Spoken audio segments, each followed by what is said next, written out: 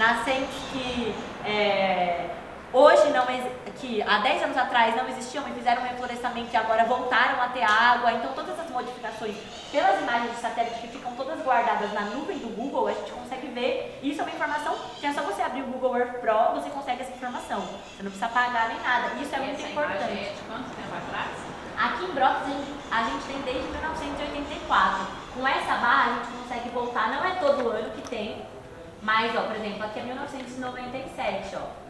Dia 30 de 12 de 1997. Aí você tem essa imagem que a gente tem. Não tem todos os anos, mas essa barra dá algumas datas legais pra gente ver. Agora o Google tem feito anualmente as imagens. As imagens que a gente vê aqui do satélite são de 2021. Eu acho que chama pra gente ver. Ó. São do dia 11/7 de 2021. Nem é desse ano ainda, mas o Google cada vez mais atualiza. Essa é a última atualização que a gente tem de imagem de satélite. Mas imagino que, como aqui em Brotas, deve ser o Brasil inteiro desde 1984. Então, imagino que vocês também tenham acesso a essas imagens de 1984. Legal. Além disso, então, o Juan também usou as nascentes mapeadas pelo CAR e fez umas junções com os pontos que ele encontrou. O CAR, não sei se você não sabe, é o Cadastro Ambiental Rural. Obrigatório. Então, os proprietários declaram o que eles têm de nascente na propriedade. Obviamente que declaram bem menos do que realmente tem, porque aí tem as obrigatoriedades de reflorestamento. E a informação chega até a pessoa, né? Então, aí fazendo a junção então, das nascentes que estavam declaradas no CAR, que eram por volta de 800 nascentes, o Juan somou os pontos que ele julgou que tinham nascentes, através de todas essas informações que ele juntou, e a gente chegou nesse número de 1.147 nascentes.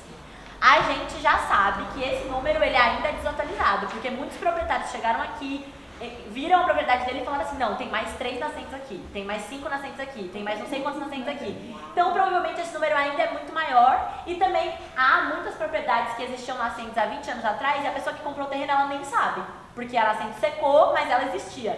Então, nem o Juan, nem o próprio proprietário sabe. Tem como restaurar, tem vários projetos de recuperação dessas áreas. Inclusive tem projetos enormes que são referência do Sebastião Salgado, que tem um terreno que ele recuperou da família dele em Minas, do Instituto Terra. Tem um terreno daquele austríaco, o Ernest Gate, que é o nome da agrofloresta, que recuperou um terreno na Bahia que não tinha nada, e hoje tem vários rios que voltaram a ter água dentro desse terreno enorme que ele tem na Bahia. O MST tem registros também maravilhosos de recuperação. Com recuperação de área Tem degradada. o programa Reflorestar, que é cobertura florestal de topo de morro para alimentar as APPs, para alimentar os lençóis freáticos e alimentar as nascentes. É o caminho, né? Caixas secas também. Caixas secas que são feitas ao longo das estradas, para poder, né? Tem várias Não, queria saber se esse custo para o proprietário do terreno ou ele é negociável? Na verdade, depende. Dá para você fazer uma iniciativa privada porque é dentro da sua propriedade. Então você pode investir para recuperar um rio porque a nascente vai ser da sua propriedade. Você tem usa. dinheiro. E aí você tem dinheiro. Quem não tem muitos programas do governo, tem programas do Estado de São Paulo, tem programas do governo federal para recuperação. Mas ainda é complexo esse arranjo, porque é necessário que hajam fundos ambientais dentro do município para poder captar esse dinheiro e aí repassar para os proprietários.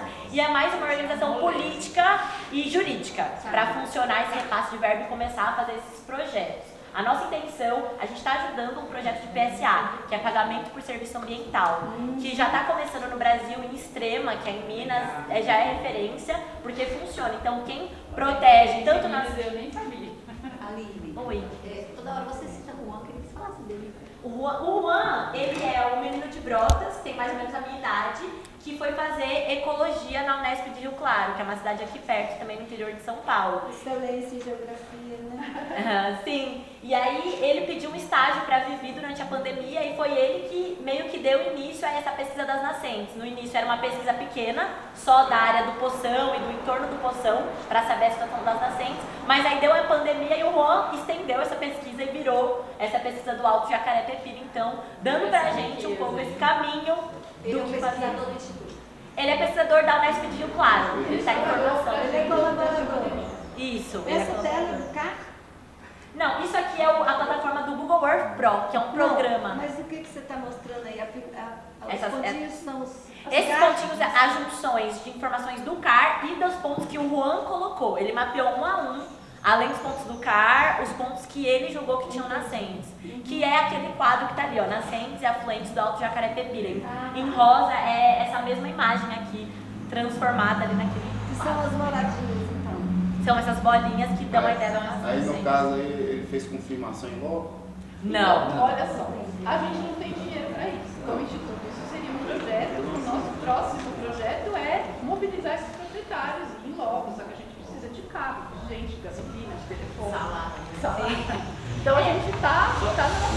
Só uma intervenção, pode ser meio inoportuno, mas eu fiquei curioso o seguinte, vocês estão falando de cana, estão falando de eucalipto, tem gado também aqui? Tem pouco, mas Se tivesse mais, vocês estavam com menos água. é possível. A famosa braquiária, o capim, infelizmente, é pior do que cana e pior do que eucalipto. Pode ser, mas a gente não tem muito gado. E dá um leite ruim, aquele Mas Voltando. E aí, mas só esse mapa das nascentes, eles não dão pra gente uma noção da situação dessas nascentes. O Juan, então, ele fez mais um mapa em cima desse, que é a ligação dessas nascentes até aonde o rio que elas desaguam. E aí a gente teve esse mapa, deixa eu tirar os pontos, que é o diagnóstico, então, da situação dessas nascentes. essa imagem é incrível. Uma imagem incrível mesmo. E aí essas três cores, elas mostram pra gente o nível de cobertura vegetal que cada uma dessas nascentes elas têm nessa calha d'água até o deságuo. O que está em verde, então, é o que tem só por satélite, lembrando que essa é uma pesquisa só teórica, a gente não foi lá ver, garantir que aquilo é uma mata ciliar com mata nativa, porque se ela não for com árvores nativas, não é uma mata ciliar, isso não configura. E a gente também não sabe por satélite se é uma árvore com uma copa muito larga e não uma floresta em si que está realmente protegendo, mas ela já dá uma ideia de situações mais críticas pra gente, que já é importante. O que está em verde, então, ele mostra pra gente, eu vou mostrar pra vocês aqui por satélite, porque dá pra ver bem claramente, onde tem mais de 25%, de 75% de cobertura vegetal. Então, se a gente chega aqui bem perto, aqui a gente consegue ver que há uma nascente e que tem uma mata ciliar aqui que está protegida, então tem mais